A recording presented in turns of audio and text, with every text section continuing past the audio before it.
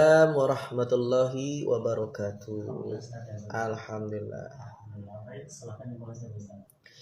Bismillahirrahmanirrahim. Assalamualaikum warahmatullahi wabarakatuh. Alhamdulillahilladzi anzalal qur'ana ma huwa syifaa'u wa rahmatul lil mu'minin. Wassalatu wassalamu ala Muhammadin sifa'ul qulubi wa dawaihal ladzi arsalallahu rahmatal alamin wa ala alihi wa sahbihi ajmain. Amma ba'du.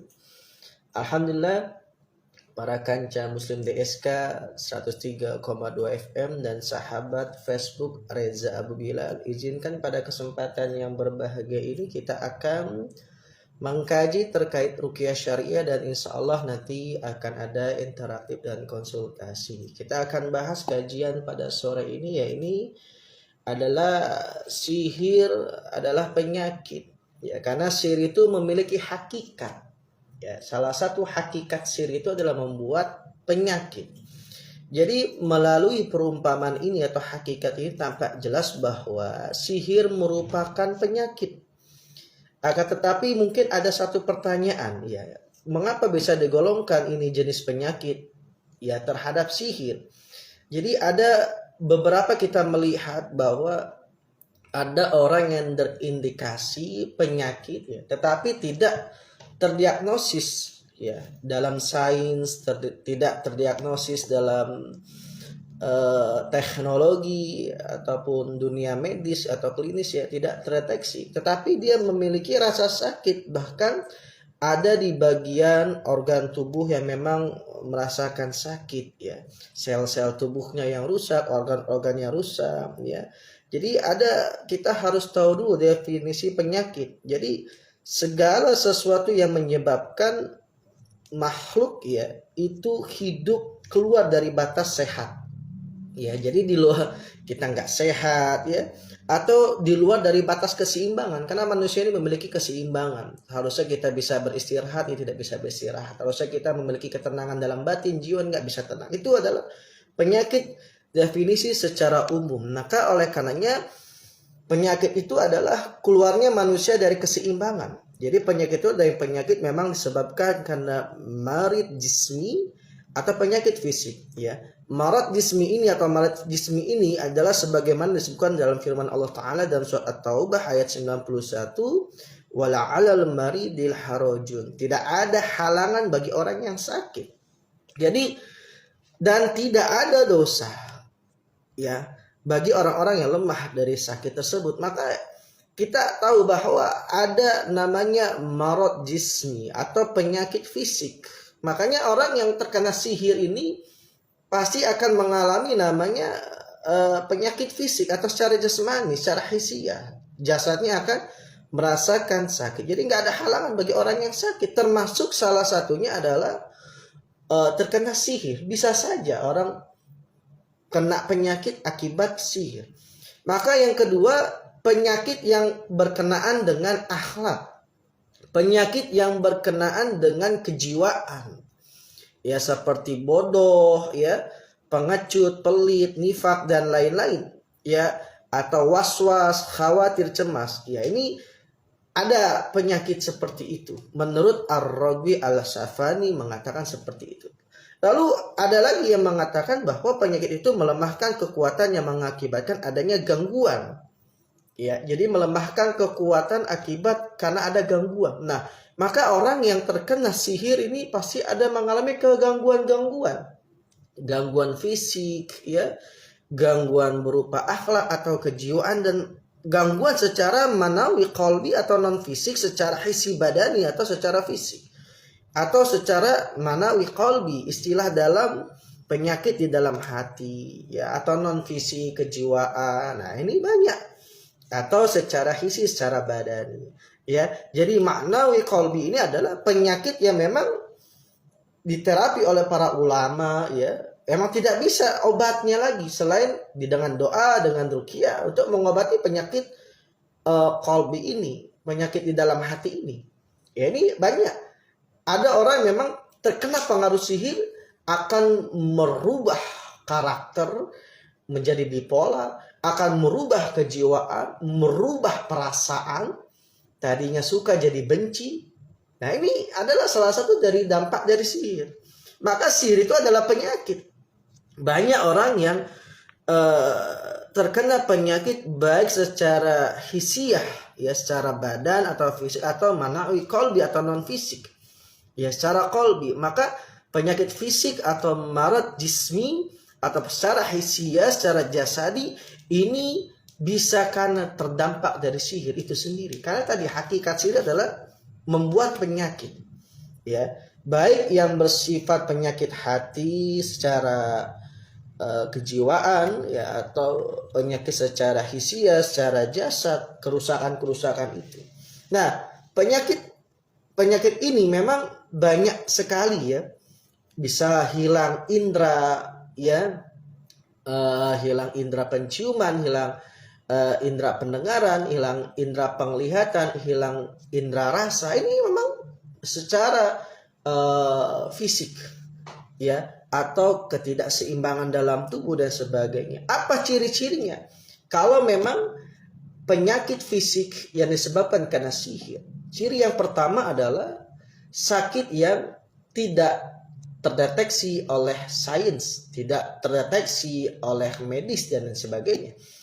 Jadi sudah berobat tapi tidak ada penyakit, tidak terdiagnosis. Padahal dia mengalami rasa sakit yang luar biasa. Itu yang pertama.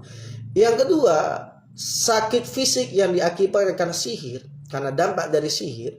Yang kedua adalah sakit yang tak kunjung sembuh. Setelah dia berobat, dia terapi, tapi tidak ada perubahan. Gitu lagi, ya, tidak ada perbaikan. Padahal senantiasa minum obat, senantiasa diterapi, diobati, tapi tidak ada kemajuan.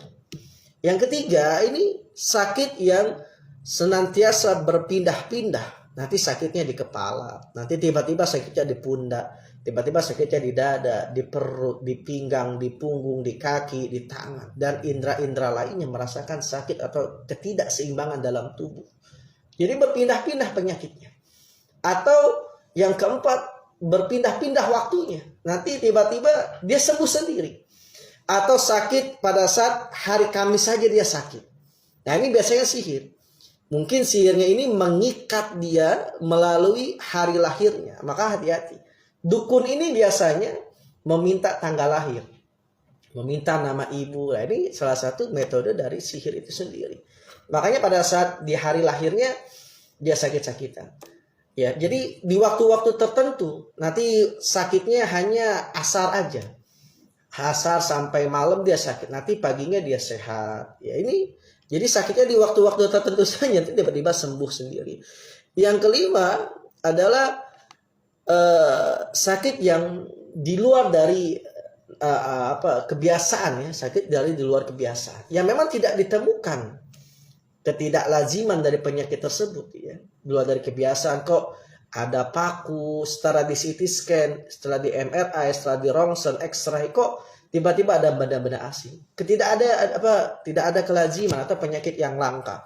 Nah, maka hati-hati. Ini sakit medis yang memang terdeteksi oleh medis. Karena adapun kerusakan lainnya, ya, ini banyak sekali yang dibikin kerusakan pada sihir itu sendiri. Ya, lalu secara hati atau secara kejiwaan, karena tadi sihir juga bisa mempengaruhi hati seseorang, sihir juga bisa mempengaruhi kejiwaan seseorang. Apa ciri-cirinya? Ya, ciri-cirinya tadi bisa bipolar, ya, tiba-tiba berkepribadian ganda, berubah drastis 180 derajat kebiasaan mereka.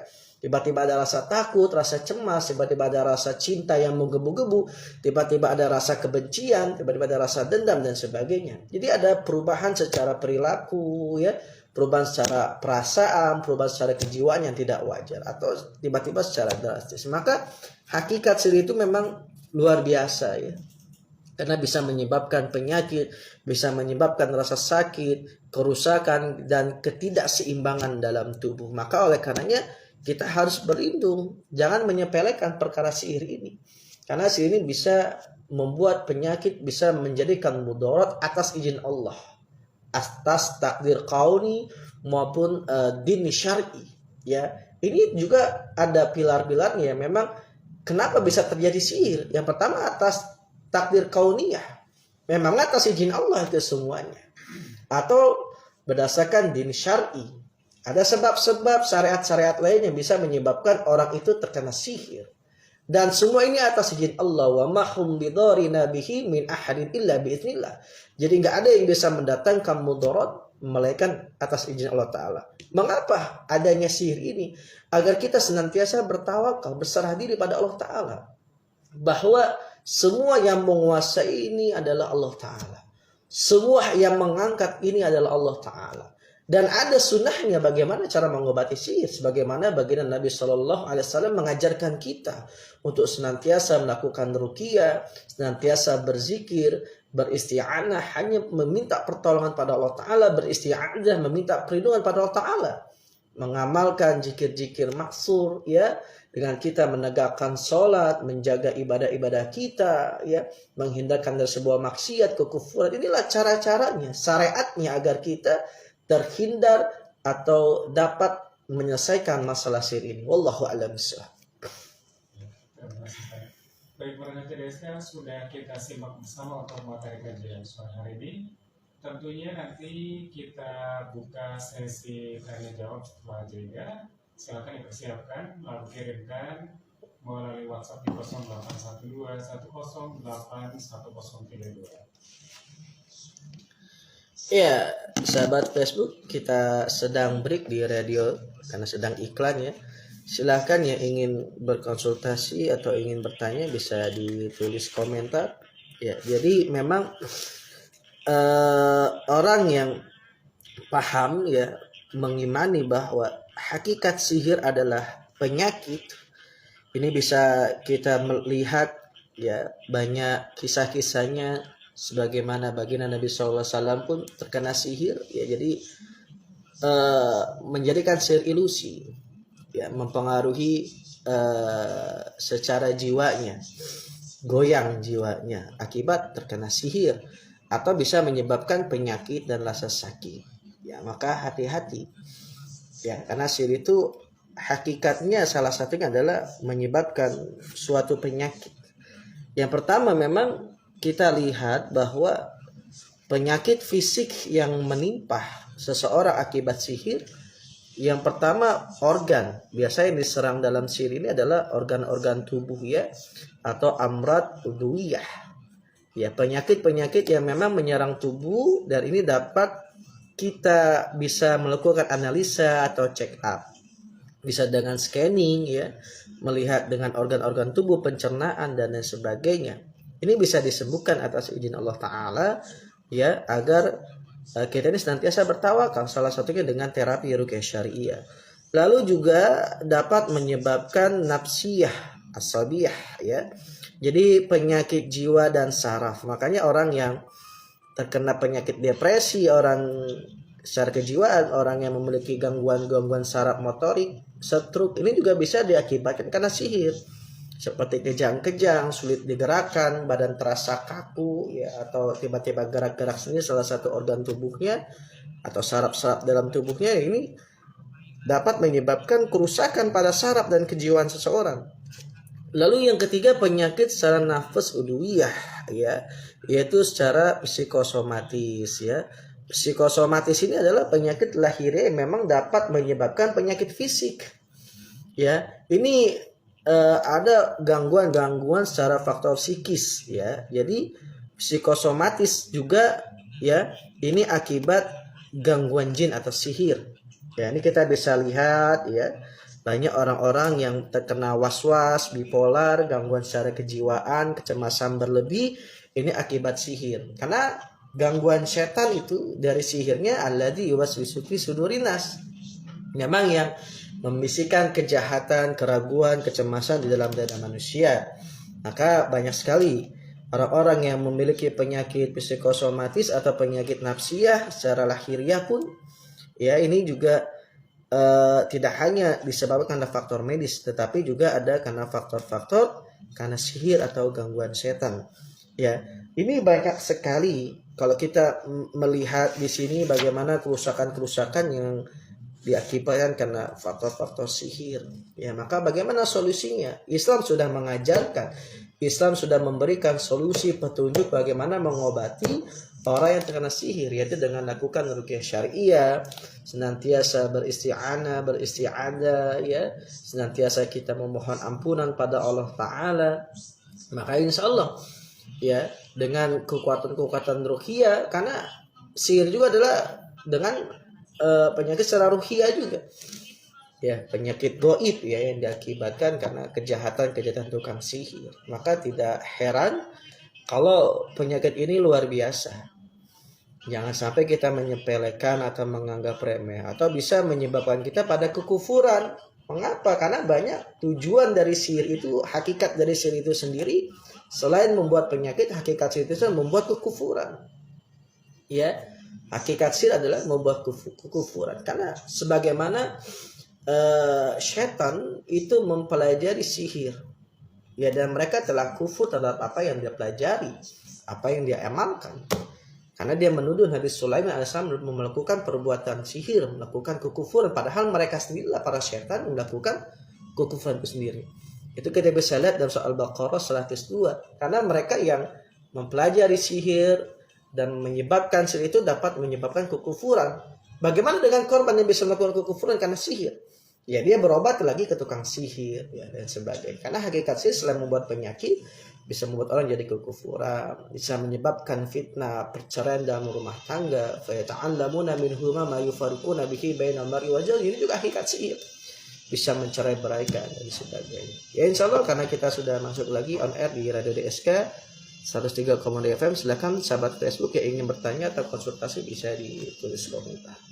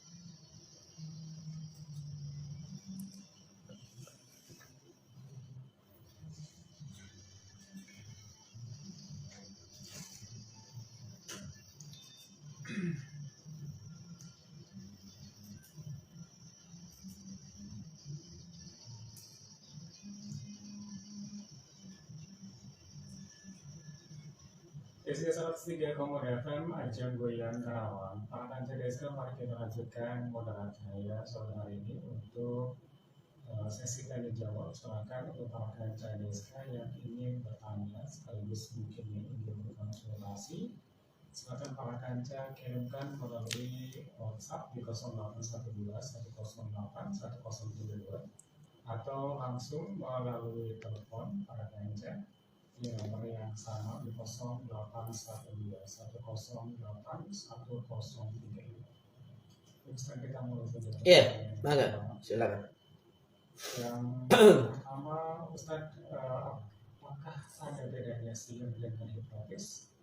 Ketidaklayakan perilaku yang kena sihir nampak sehari-hari. Bagaimana mengatasinya untuk perlahan bisa sembuh setelah berdoa atau memohon dari Adam? Pertanyaannya berarti ada berapa tuh? Yang pertama, perbedaan sihir dengan hipnotis. Kalau hipnotis itu bagian dari, tapi bukan hakikat sihir, ya. Ya, karena menghipnotis adalah termasuk memberikan pengaruh pada akal manusia. Karena ulama mengatakan salah satunya yang memberikan pengaruh itu adalah sihir. Karena ulama juga mengatakan termasuk kata-kata. Ya, kata-kata. Karena dulu itu orang-orang ahli-ahli syair ini termasuk tukang-tukang sihir. Bahkan di zamannya Firaun, ya, tukang-tukang sihir menggunakan trik-trik sulap, ya, disebutnya. Itu kalau menurut ulama. Secara umum, jadi sihir itu ada yang dengan menggunakan kata-kata, sugesti, itu termasuk dalam golongan sihir menurut para ulama. Saya mengutip perkataan ulama, ya. Makanya kita dalam ARSI, Asosiasi Ruqyah Syariah, ini tidak menggunakan hipnoterapi dalam pengobatan karena akan bertentangan dengan akidah dan pendapat ulama karena termasuk dalam kategori sihir hipnotis. Yang kedua, secara umum ya, ini secara umum bahasa, tapi hipnotis itu bukan termasuk dalam hakikat sihir, bukan hakikat. Hakikatnya tadi membuat orang sakit, membuat orang jadi berbuat kufur, itu hakikatnya. Membuat jadi perceraian, ya, membuat jadi fitnah dan jadi berputus asa, itu hakikat. Ya. Nah, lalu yang selanjutnya apa tadi? Sihir dapat merubah perilaku seorang sehari-hari. Ya tadi, karena penyakit sihir itu sendiri bukan hanya secara jasadi, secara jasad, tetapi juga secara nafsi. Nafsi itu kejiwaan. Jadi akan merubah kejiwaan seseorang, akhlak perilaku seseorang. Ya, ini karena pengaruh sihir. Karena sihir itu bisa membuat takhil, membuat ilusi, membuat cemas, ya, membuat orang itu jadi berfantasi, berhalusinasi dan sebagainya. Itu akibat sihir karena dapat merusak akal seseorang, sihir itu sendiri. Ya begitu. Ada lagi pertanyaan tadi? Itu aja ya. Ya, wallahu a'lam. Terima kasih untuk pemaparan yang sudah mendengarkan. Saya sudah lagi. Baik, di pertanyaan yang kedua, Ustaz, apakah bisa atau boleh sihir dilawan dengan sihir lagi, Ustaz?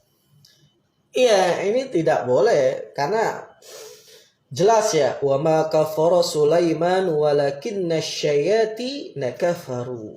Ya, karena memang setan itu menuduh bahwa Nabi Sulaiman lah yang melakukan kesyirikan, kekufuran. Padahal mereka lah setan-setan yang mempelajari sihir itu. Ya memang telah kufur karena mempelajari sihir. Karena memang nggak boleh. Karena tujuan kita terkena sihir, Allah Ta'ala memberikan hikmah di balik itu, balik penyakit itu, agar kita senantiasa bertawakal, memurnikan tauhid, senantiasa taqarrub ilallah, ya senantiasa ya pasti ada solusinya. Wa ijamaritu fahuwa yasfid. Apabila kita sakit, ya Allah yang menyembuhkan. Nah itu, jadi kalau kita terkena santet, terkena sihir, kita berobat lagi ke dukun, ya sama saja 11-12. Itu yang diharapkan setan. Karena tadi ya hakikat sihir itu salah satu yang membuat orang itu jadi kufur. Jadi melakukan kemusyrikan, kesyirikan, ya itu akibatnya. Ya, maka hati-hati. Ya, karena hakikat sihir selain membuat penyakit, membuat orang jadi berbuat kufur, ya, menjadi fitnah, adu domba, perpecahan, permusuhan, lalu bisa menceraikan suami dan istri, membuat orang berputus asa. Itu hakikatnya. Maka oleh karenanya kalau kita terkena sihir, bertawakal pada Allah Ta'ala. Jangan pergi ke dukun. Justru itu yang diharapkan oleh syaitan. Wallahu a'lam. Lanjut ke pertanyaan berikutnya. Ustaz, bagaimana, apakah boleh agar sihir ini berbalik kepada yang membuatnya atau yang mengirimkannya, Ustaz? Ya, apakah boleh membalikkan sihir? Sekarang kalau menggunakan cara-cara yang diharamkan dengan cara kekufuran, berarti sama saja kita melakukan sihir. Berarti kita sama saja dosanya. Ya, tapi kalau kita bertawakal, berserah diri pada Allah Ta'ala, falam taqtuluhum walakinnallaha qatalahum wa ma ramaita iz ramaita walakinnallaha rama. Jadi bukan dia yang membunuh kita, tapi Allah yang akan membunuhnya. Bukan dia yang melemparkan kita, tapi Allah yang akan melemparkannya. Serahkan saja pada Allah Ta'ala. Karena Allah sebaik-baiknya memberikan balasan. Jadi bukan berarti kita balikin sihir ini dengan perbuatan sihir. Gue balikin gue santet juga, gue balikin, gue serang lagi. Bukan seperti itu. Tapi dengan kita berserah diri pada Allah Ta'ala, bertawakal, berdoa, munajat pada Allah Ta'ala. Semoga sihir ini sirna, semoga orang yang mengirimkan sihir ini Allah berikan hidayah, semoga Allah kembalikan atas kezaliman mereka, gitu aja. Jadi kita serahkan pada Allah Ta'ala, karena ini termasuk takdir kauniyah, atas izin Allah. Mau orang soleh, mau orang gak soleh, mau orang fasik, orang munafik, orang kafir, orang mukmin, ini semua atas izin Allah bisa terkena sihir. Wa ma hum bidarina bihi min ahadin illa biiznillah, karena takdir kauni. Gak bisa kita melepaskan itu, terhindar dari itu atas izin Allah semuanya. Walaupun kita sudah ruqyah mandiri, sudah menjaga diri, kalau Allah mengizinkan, sebagaimana Nabi Allah Muhammad SAW atas izin Allah terkena sihir. Tujuannya ada hikmah, ada pembelajaran buat kita, ya. Bagaimana cara perlindungan dari sihir. Turunlah surat Al-Falaq, surat An-Nas, ya. Bagaimana cara meruqyah, itu kan adalah hikmahnya. Bagaimana cara mengatasinya, itu ada hikmahnya. Semoga saja dengan sihir ini menambah ketakwaan kita pada Allah Ta'ala. Bukan menjadikan sebuah kekufuran. Kita jadi dendam, jadi benci, pengen membalas. Nah, ini salah. Ya, tapi insya Allah, karena Allah lah sebaik-baik yang memberikan balasan. Wallahu a'lam bishawab. Pertanyaan berikutnya, Ustaz, apakah pelet sama dengan sihir? Sama. Inna ruqa wa tama'im wa tila wa syirkun. Karena sama, pelet juga sihir. Ya, sesungguhnya jampi-jampi, tualah ya, tamimah, ya, ajimat-ajimat itu adalah syirik, ya. Karena itu ada perbuatan sihir. Sama, termasuk mengeratkan suami dan istri, ya, ini juga sama, adalah perbuatan sihir. Nggak boleh. Karena nggak boleh kita memeret orang dengan sihir, nggak boleh. Jadi kalau kita pengen pasangan kita memiliki mahabbah, ya lakukanlah sebagaimana mahabbah yang dilakukan oleh para nabi, para rasul. Mahabbah yang terbaik adalah mahabbatullah. Semakin kita cinta pada pasangan kita, semakin cinta kita kepada Allah dan Rasulnya. Bukan menjadi kita, jangan gitu Kang Ivan. Kang Ivan mencintai pasangannya melebihi Allah dan Rasul, termasuk nggak boleh. Termasuk syirik itu. Melebihi cinta kepada Allah dan Rasulnya. Jadi kalau kita cinta kepada pasangan kita, menambah cinta kita kepada Allah dan Rasulnya adalah sebuah ketaatan. Itu mahabbah yang benar. Bukan mahabbah dengan hawa nafsu, orang nggak bisa kemana-mana. Jadi menggebu-gebu perasaan, semakin dia membuat lalai terhadap perintah Allah dan Rasulnya. Jadi mahabbah yang terbaik adalah menambah kecintaan kita terhadap makhluk, menambah cinta kita kepada Allah dan Rasulnya. Bukan sebaliknya. Kita mencintai makhluk melebihi cinta mengurangi cinta Allah dan pada Rasulnya, atau mengalahkan cinta Allah dan Rasulnya. Ini hati-hati, termasuk syirik kecil. Ya, bahkan kalau sudah menggila itu, mencapakan semua dari akidah, dari keimanan kita, ya maka udah masuk kelalaian kita. Nah, ini nggak boleh. Karena mahabbah yang terbaik adalah jika kita mencintai makhluk, maka menambah cinta kita kepada Allah dan Rasulnya, tidak mengurangi kadar cinta kita kepada Allah dan Rasulnya. Jangan sampai melebihi kecintaan makhluk kita, melebihi cinta kita kepada Allah dan Rasulnya. Allah a'lam bishawab.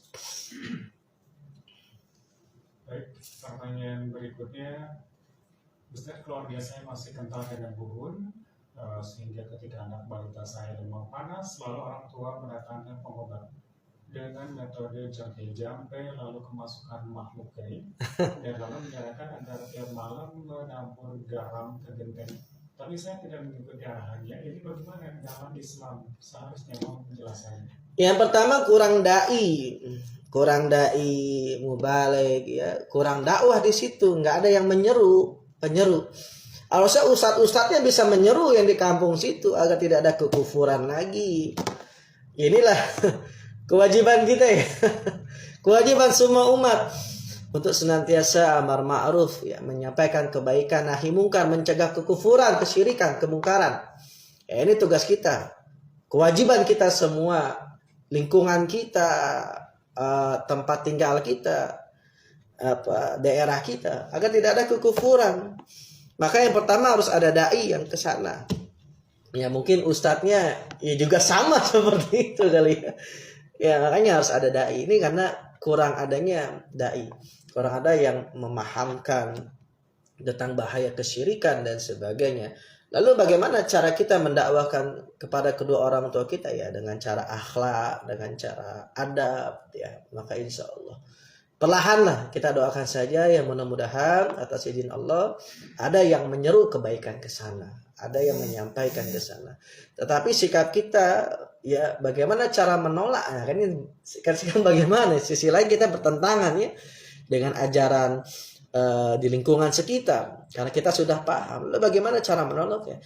Ya, dengan cara adab, dengan cara akhlak. Jangan sampai kita menolak secara keras, ya, menyebabkan kita jadi tidak beradab kepada orang tua, menyebabkan kita jadi durhaka sama orang tua. Ya, secara halus lah kita berikan pengertian, ya, kita berikan pemahaman, lakukan dengan cara adab dan akhlak yang baik. Karena kalau sudah kelihatan akhlaknya baik, maka insya Allah orang tua akan paham. Oh ini masya Allah anak saya soleh, ngaji di mana nih? Semakin nurut ke orang tua, semakin baik dan sebagainya. Maka insya Allah pelan-pelan lah. Insya Allah kita doakan saja semoga ada dai Allah utus ke sana, Allah gerakan ya para ustadz dai untuk senantiasa menegakkan amar ma'ruf nahi munkar untuk mencegah kesyirikan dalam tempat kita. Allah alam. Ada pertanyaan, Ustaz, bagaimana dengan fenomena bang gaib, uang gaib, dan juga jenglot yang masih ada di masyarakat, Ustaz? Apa tentang bang gaib? Bang gaib itu apa bisa menggandakan uang? Aduh, masya Allah, masya Allah. Inilah karena kebodohan kita, kejahilan kita. Kita masih percaya ada orang yang bisa menggandakan uang. Kalau memang gitu dia sudah kaya raya secara logika. Kalau dia bisa menggandakan uang, ada bank goib, ada uang yang tertransfer tiba-tiba tanpa sebab, ya, tiba-tiba ada uang di kita tanpa ada sebab dan sebagainya, ya maka sangat bodoh sekali. Kita kejahilan kita saja. Kenapa disebut orang pintar? Karena yang datangnya orang-orang bodoh, karena kejahilan kita tidak mau belajar, ya. Ya senantiasa mengikuti hawa nafsu, pengen kaya secara instan, tidak mau ada usaha, ikhtiar dan tawakal, berdoa pada Allah Ta'ala. Maka nggak ada itu namanya bang goib, ya, dan sebagainya. Itu penipuan.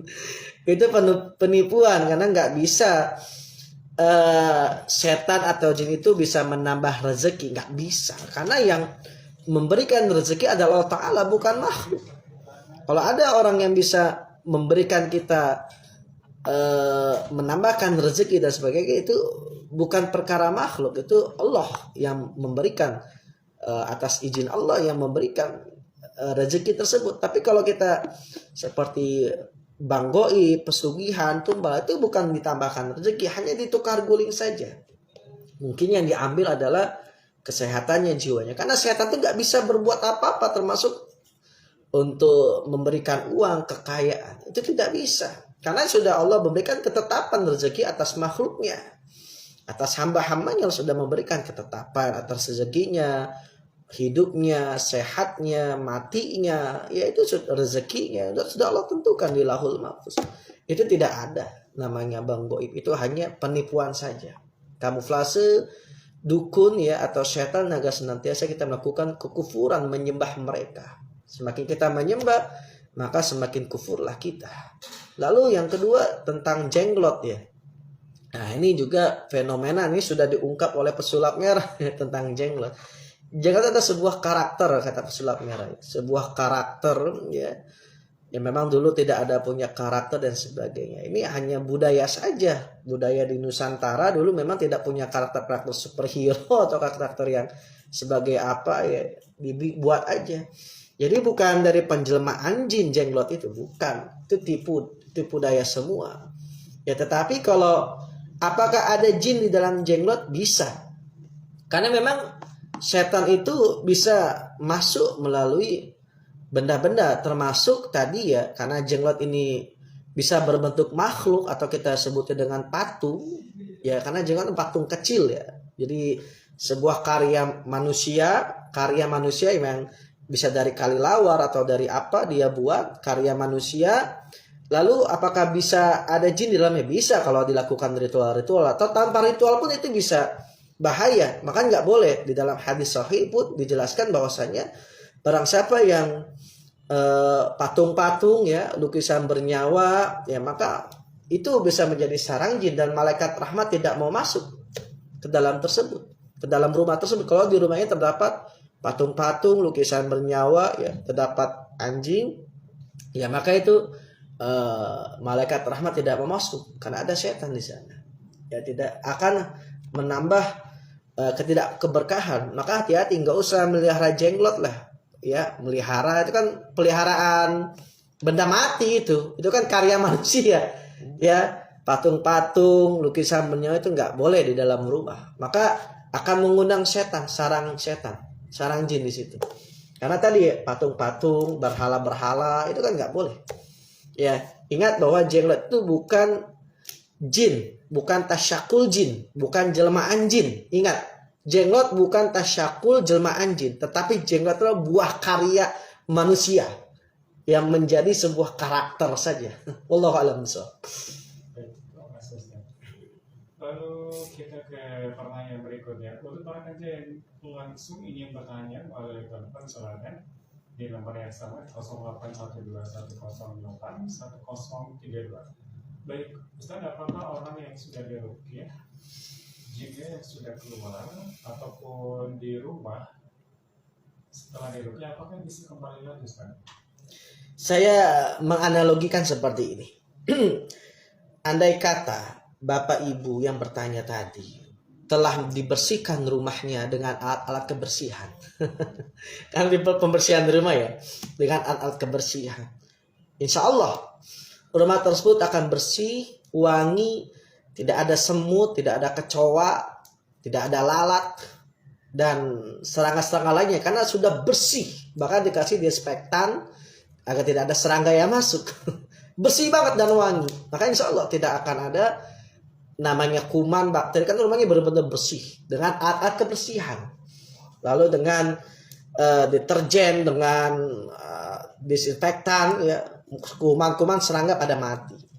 Lalu jadi pertanyaannya, sampai berapa lama Kang Ivan, saya tanya, rumah itu akan bersih? Ya, selama kita tidak menjaga kebersihan, maka nanti kotor lagi. Setelah kotor, tidak membuang sampah, tetap menumpuk di rumah, ada sampah berserakan. Pasti dan pasti ada lalat. Pasti dan pasti banyak semut. Pasti dan pasti ya banyak kecoa. Ada tikus bahkan masuk. Ya, karena apa? Tidak bisa menjaga kebersihan. Nah, begitupun gangguan jin. Karena jin itu adalah sebuah makhluk. Apalagi ini sifatnya goib yang tidak terlihat. Ya, kita nggak tahu dalam tubuh kita apakah ada jin atau tidak. Tapi kita bisa merasakan kalau ada gangguan. Oleh karenanya, maka senantiasalah lakukan ruqyah. Setiap hari ruqyah itu. Setiap hari ruqyah, setiap hari berzikir, setiap hari menjaga ketaatan, setiap hari menjaga ibadah kita, setiap hari menghindari maksiat. Itu artinya kan pembersihan secara ruhiyah. Karena ruh ini harus senantiasa dibersihkan, diberikan nutrisi. Apa nutrisinya? Ibadah. Membersihkan dengan bertobat, menghindari maksiat agar tidak menjadikan kotor ruh ini, tidak menjadi kotor nafsu ini, jiwa ini. Nah, begitu kan, artinya istiqomah. Sekarang nggak ada yang bisa ngasih jaminan setelah diruqyah bersih, nggak bisa. Ya bersih pada saat itu, dia bermaksiat lagi, dia lalai lagi, dia melakukan kesyirikan lagi, ya kotor lagi. Kalau udah kotor ya masuk penyakit. Penyakitnya salah satunya gangguan setan atau sihir. Nah, makanya istiqomah, karena nggak ada jaminannya. Ya, apakah jin ini bisa balik lagi? Jaminannya adalah keimanan dan ketakwaan kita. Istiqomah dalam ibadah, istiqomah dalam syariat. Wallahu a'lam bishawab. Pertanyaan berikutnya, Ustaz, kalau ketempelan, apakah itu juga jin atau kerasukan jin atau gangguan sihir, Ustaz? Ketempelan istilah di kita itu namanya gangguan. Kalau di dalam dunia ruqyah itu intervensi bangsa jin, atau dulu ada istilah namanya ainul jin, itu istilah zaman dulu. Setelah kita mendatangkan ulama, Syekh Abdul Barra menjelaskan tidak ada namanya ainul jin, adanya intervensi bangsa jin, gangguan jin. Ketempelan berarti oleh jin kasab. Jin kasab itu adalah jin yang ada sekitaran kita, namanya jin kasab. Jadi bisa kapan saja, di mana saja, selama tadi kita lalai dari perintah Allah, kita melakukan maksiat, kita melakukan kekufuran, maka kita pasti akan ada gangguan jin. Karena jin juga makhluk mukallaf, memiliki beban taklif. Jin juga sama memiliki hawa nafsu. Jin juga memiliki daya ketertarikan. Siapa tahu jin itu suka sama kita karena maksiat kita, atau jin itu suka karena nafsu kita. Ya, tidak menutup aurat. Jadi jin juga punya syahwat. Dengan nafsunya memiliki syahwat sehingga cinta, suka, ketempelan. Itu istilah di kita aja. Itu gangguan jin.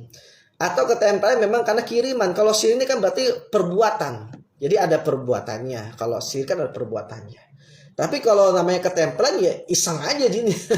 Jinnya suka, ada intervensi, atau jinnya dendam karena kita melakukan perbuatan-perbuatan tidak menyenangkan mereka. Maka ada larangan-larangan dalam hadis Kang Ivan. Tidak boleh menyiramkan air panas ke dalam lubang, itu nggak boleh. Maka Kang Ivan kalau misalkan buang air panas itu jangan langsung kecomberan air panas itu, dicampur dulu air dingin. Karena kita nggak tahu ada makhluk apa yang akan terbunuh, termasuk bangsa jin. Ya, maka ada larangan dalam hadis itu membuang air panas. Ini termasuk misalkan tukang bakso, tukang mie ayam kan biasanya itu panas pancing udah selesai kan main buang. Itu hati-hati, nggak boleh buang air panas sembarangan. Ini larangan. Dalam Islam tuh nggak boleh, secara adabnya nggak boleh. Karena nanti khawatir ada yang terbunuh, termasuk salah satunya bangsa jin. Yang kedua ya larangannya adalah melempar sesuatu benda dari ketinggian. Nah ini hati-hati, ya. Karena kita pernah mendapati Kang Ivan ada seorang ibu yang sering senantiasa kesurupan. Saya tanya, saya diagnosis karena pada saat itu awal dia kesurupan pada saat dia membuang air panas sembarangan. Dia kesurupan. Jadi pengakuannya adalah bahwa jin ini masuk melalui tadi dendam, benci dia. Karena orang ini senantiasa buang air panas, dia merasa terganggu karena air panas tadi. Nah, ini menurut pengakuan jin, wallahu alam. Ya, jadi hati-hati ya. Karena jin juga bisa ada benci. Atau yang tidak disukai seperti kita membuang air pipis ya, buang air kecil di dalam lubang-lubang itu juga nggak boleh. Hanya hati-hati, nggak boleh. Ini adab dan akhlaknya seperti itu dalam Islam. Karena takutnya ada yang tercemari, terganggu, termasuk makhluk lainnya, termasuk bangsa jin. Karena sama-sama makhluk mukhalaf kita sama bangsa jin. Ya, wa ma khalaqtul jinna wal insa illa liya'budun, karena memiliki akal, memiliki nafsu, memiliki syahwat sama. Nah, oleh karenanya kita juga harus bisa mempelajari itu, memahami itu, karena Islam sudah mengatur bagaimana cara berkehidupan. Ya, termasuk adab-adab cara membuang air panas, melempar benda dari ketinggian, buang air kecil sembarangan. Nah, ini termasuk, atau perkataan-perkataan yang tidak baik, yang seronoh, dan sebagainya. Wallahu a'lam bishawab. Kita lanjut ke pertanyaan berikutnya. Ustaz, bagaimana agar kita terhindar dari gangguan sihir, Ustaz? Ya, ada amalan-amalannya. Salah satu amalan yang dahsyat ya adalah yang masyhur, zikir yang masyhur adalah mengamalkan membaca la ilaha illallah wahdahu la syarikalah lahu mulku wa lahul hamdu wa huwa ala kulli syai'in qadir. Baca satu sekali. Ya. Jadi baca la ilaha illallah wahdahu la syarikalah lahu mulku wa lahul hamdu wa huwa ala kulli syai'in qadir. Baca satu sekali setiap pagi. Insyaallah. Maka barang siapa yang membaca la ilaha illallah wa syarikalah dan seterusnya sampai satu sekali setiap pagi, setiap harinya, maka insyaallah Allah akan memberikan pahala dia seperti membebaskan 10 budak. Allah akan memberikan dia kecukupan pada hari itu. Allah akan menjaga, melindungi dari setiap keburukan. Dan melindungi dari setiap keburukan termasuk sihir. Jadi tukang sihir gak akan mampu mengalahkannya, menandinginya. Ya, lalu membaca 2 surah Az-Zahrawain, yaitu Al-Baqarah dan Al-Imran. Nah, ini jadi senantiasa nih baca Al-Baqarah untuk menghindari sihir.